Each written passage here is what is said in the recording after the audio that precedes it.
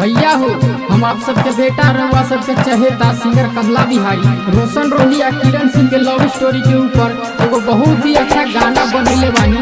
रउआ सभी गाना के ध्यान से सुनी और गाना अच्छा लगी तो हमरा के बहुत सारा ढेर सारा प्यार दुलार आशीर्वाद दे देवे भैया। मिलल खबरिया सुनला भाई, सुनिहा सभे ध्यान लगाए, रोशन रोही के बकहानी करत रहे किरण से प्यार, रोशन रोही के बकहानी।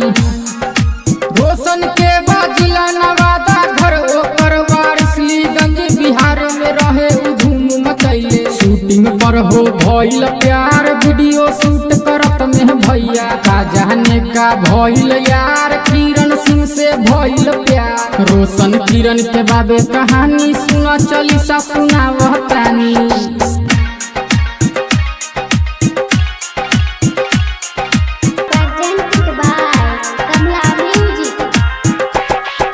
रोशन रहे गरीब परिवार, मेहनत से वो भइल स्टार, लोग करे उनके गाना से प्यार।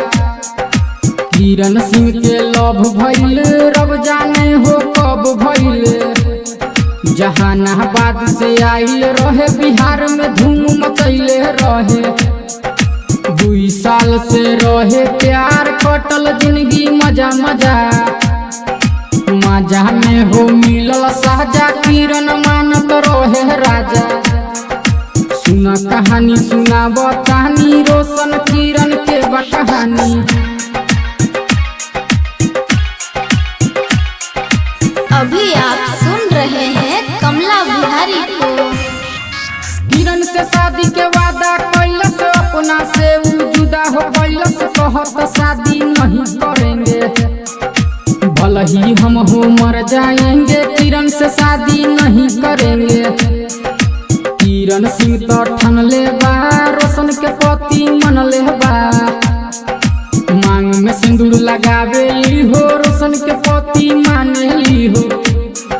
दुनू के खबर न्यूज पे आइल, के कर गलती पता न चलल, के बात दोषी के सच्चाई, दुनू के जांच जाई बाहो।